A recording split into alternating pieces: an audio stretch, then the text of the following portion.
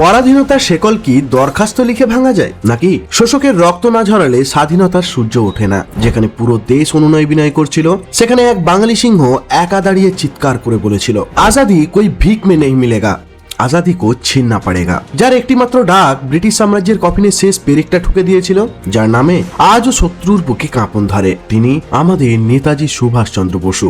আজ শুনবো সেই বীর নায়কের মহাকাব্যিক গল্প, যা শুনলে আজও প্রতিটি ভারতবাসীর রক্তে আগুন ধরে যায়। 1897 সালের 23শে জানুয়ারি কটকের মাটিতে জন্ম হয়েছিল এই মহাবীর চরিত্রের। মেধায় ছিলেন তিনি অতুলনীয়। ব্রিটিশদের দেওয়া সর্বোচ্চ সম্মানীয় আইসিএস চাকরি, যা পাওয়ার জন্য তৎকালীন ভারতীয়রা স্বপ্ন দেখত, সেই বিলাসী জীবনকে এক লহমায় লাথি মেরে দূর করে দিয়েছিলেন তিনি। কেন জানেন? কারণ তার ধমনীতে বইছিল নিখাদ দেশপ্রেমের রক্ত। তিনি বুঝেছিলেন শত্রুর সামনে হাত জোড় করে দয়া প্রার্থী হওয়া দাসত্ব, আর শত্রুর চোখে চোখ রেখে লড়াই করাটাই আসল বীরত্ব। জাতীয় কংগ্রেসে যোগ দিয়ে দুবার সভাপতি নির্বাচিত হলেও অহিংসার নামে ব্রিটিশদের তোয়াজ করা নীতি তিনি মেনে নিতে পারেননি। মহাত্মা গান্ধীর সঙ্গে তীব্র বৈচারিক মতভেদের তোয়াক্কা না করেও তিনি স্পষ্ট জানিয়ে দিয়েছিলেন, স্বাধীনতা চেয়ে পাওয়া যায় না, তার লড়াই করে অধিকার করে নিতে হয়। 1941 সাল সুভাষচন্দ্রকে আটকে রাখতে নিজের এলগিন রোডের বাড়িতে ব্রিটিশ পুলিশ তাকে গৃহবন্দী করে রেখেছিল। ইংরেজরা ভেবেছিল সুভাষকে আটকে রাখা গেছে, কিন্তু সিংহকে কি কখনো খাঁচায় আটকে রাখা যায়? 1941 সালের 17 জানুয়ারির গভীর রাতে ব্রিটিশদের চোখে ধুলো দিয়ে জিয়াউদ্দিনের ছদ্মবেশে উধাও হয়ে গেলেন তিনি। শুরু হলো ইতিহাসে সবচেয়ে অবিশ্বাস্য ও মহাকাব্যিক মহানিষ্ক্রমণ। কাবুল, রাশিয়া, জার্মানি হয়ে শত্রুর চোখ ফাঁকি দিয়ে অতল মহাসাগরের তলদেশ দিয়ে সাবমেরিনে চড়ে পাড়ি দিলেন সুদূর পূর্ব এশিয়ায়। জীবনের শেষ রক্তবিন্দু বাজি রেখে সেই মানুষটা মহাদেশ থেকে মহাদেশে ঘুরেছিলেন, শুধু নিজের মাতৃভূমিকে পরাধীনতার শৃঙ্খল থেকে মুক্ত করার জন্য। সালটা 1943, সিঙ্গাপুর। নেতাজি প্রতিষ্ঠা করলেন স্বাধীন ভারতের প্রথম অস্থায়ী আজাদ হিন্দ সরকার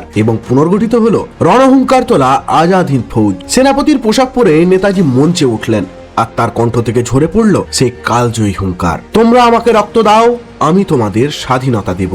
এই একটা বাক্য পুরো এশিয়া জুড়ে থাকা লাখ লাখ ভারতীয় রক্ত টক বক করে ফুটে উঠেছিল। কেবল পুরুষ নয়, নারীদের হাতেও রাইফেল তুলে দিয়ে তিনি তৈরি করলেন ঝাঁসির রানী রেজিমেন্ট, যা ছিল সমগ্র এশিয়ার প্রথম নারী সামরিক বাহিনী। দিল্লি চলোর ধ্বনিতে তখন থরথর করে কাঁপছে লন্ডনের ব্রিটিশ পার্লামেন্ট। দিল্লি চলো ধ্বনি তুলে আজাদ হিন্দ ফৌজ ঝাঁপিয়ে পড়ল ব্রিটিশ ভারতের সীমান্তে।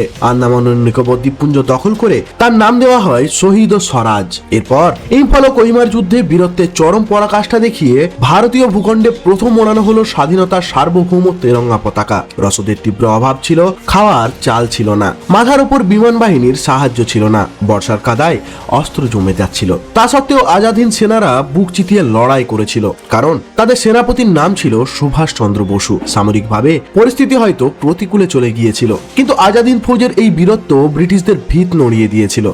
যুদ্ধ শেষে যখন আজাদ হিন্দ ফৌজের বীর সেনানীদের লালকেল্লায় বিচারে তোলা হলো, সারা ভারত আগ্নেয়গিরির মতো ফেটে পড়ল। নেতাজি জ্বালিয়ে দেওয়া আগুনের শিখা তখন ছড়িয়ে পড়েছে প্রতিটি ভারতীয় সেনার রক্তে। 1946 সালে বোম্বাইয়ের বুকে ভারতীয় নৌবাহিনী খোলাখুলি বিদ্রোহ ঘোষণা করলো, হাত মিলিয়ে দিল সাধারণ মানুষের সাথে। ব্রিটিশ সরকার বুঝে গেল যে ভারতীয় সেনাবাহিনীর উপর ভর করে তারা দেশ শাসন করছিল, সেই সেনাবাহিনী আর তাদের অনুগত নয়। পরবর্তীতে ব্রিটেনের তৎকালীন প্রধানমন্ত্রী ক্লেমেন্ট এটলি ভারতে এসে স্পষ্ট স্বীকার করেছিলেন, গান্ধীজির অহিংস আন্দোলনের চেয়েও ব্রিটিশ রাজত্ব ধ্বংস করতে এবং ভারত ছাড়তে বাধ্য করার পেছনে সবচেয়ে বড় ভূমিকা ছিল নেতাজি সুভাষচন্দ্র বসু ও তার আজাদ হিন্দ ফৌজের আঘাত। নেতাজি কোনোদিন কারোর সামনে মাথা নোয়াননি, কোনোদিন দেশের স্বার্থে আপোষ করেননি। তিনি আমাদের শিখিয়ে গেছেন, অধিকার চেয়ে পাওয়া যায় না, তা ছিনিয়ে নিতে হয়। মাথা উঁচু করে বাঁচতে হলে লড়াই করতে হয়। নেতাজি শুধু ইতিহাসের একজন স্বাধীনতা সংগ্রামী নন, তিনি এক চিরন্তন বিপ্লবের প্রতীক, এক জ্বলন্ত